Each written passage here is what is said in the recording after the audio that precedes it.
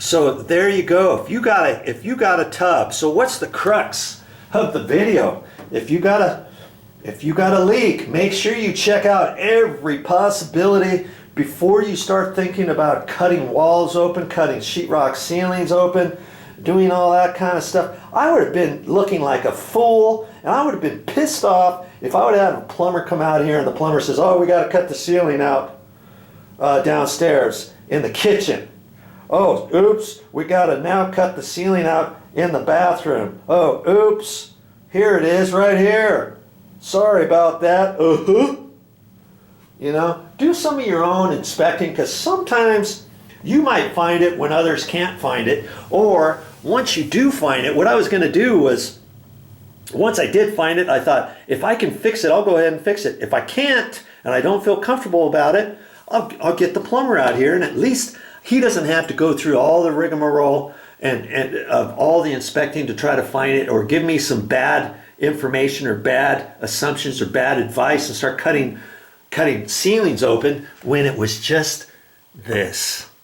Okay, so if you've got a tub that is a jacuzzi type tub, look all around, all the different variables on it to see if you can find out what that leak is. Even if you got a regular tub, even if you don't have, your tub's not leaking and your shower's leaking, check everything out. As for showers leaking, or bathtub walls leaking, I've had one guy, he had the spout, the spout up against the wall like this, and he had the handle up against the wall, and the handle kind of looked like a shower handle, like this. Okay, he had something like that, and he ended up having to replace the whole guts of the whole system. And so he had tiles on the wall and everything, and he ended up ripping off the tiles, and the sheetrock got all damaged on the backside, and now he's going to have to patch that. He's going to have to install new tiles and all that kind of stuff. And I thought to myself, hey, if you ever have that, and if the backside of your wall doesn't back up to a shower, let's say the back of your wall is a sheetrock wall in a closet, in a storage closet, in your bedroom wall, or something like that, it would be easier to cut a hole on the back side of the wall from where the valve is, so that you're just cutting out a sheetrock wall. Do all your work from this side, so that you don't have to start ripping off your tile on your walls and all that kind of stuff. And then all you'd have to do is patch your sheetrock wall. You see what I'm saying? So there's always two ways to start thinking about stuff. Same goes with your shower. So you got an issue with your shower, and the back side of this wall butts up to a sheetrock ceiling or a sheetrock wall like this in your bedroom, in your closet, whatever. Now, even right here, if I ever had a problem with that and I didn't want to rip that whole thing out and cut out these tiles and have to do all that, you see where that is? That's right up here. I'd have to cut a hole in the sheetrock.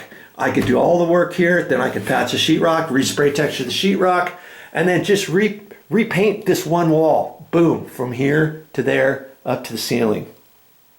And if I wasn't that good with spray texturing, and if I was concerned that this spray texture was not going to match, I could skim out this entire wall with 2 coats of skimming material, sand it nicely, get it all nicely smooth, then respray texture just this one wall.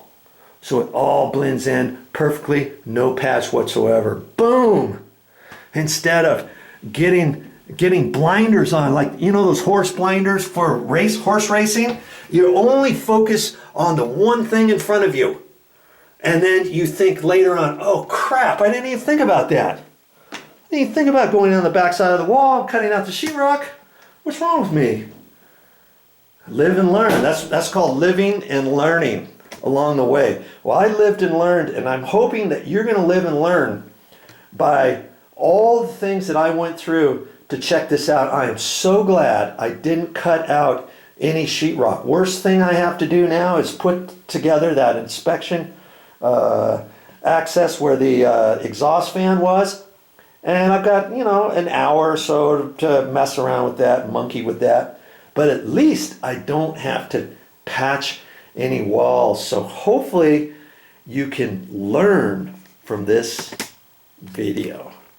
Yeah, I am so glad I found out what it was and that it wasn't a big deal at all. Only this tubing. I cannot really believe that that's all it was.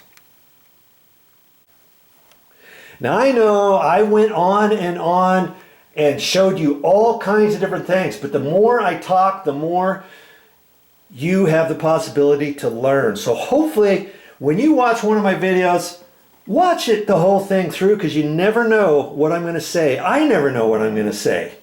Okay? But I'm sure you'll be able to pick up snippets along the way about, wow, I'm glad I watched that whole thing, because I wouldn't have known 3 minutes into it, 4 minutes into it, I was going to learn something that I really needed to know. Thanks, Video Joe.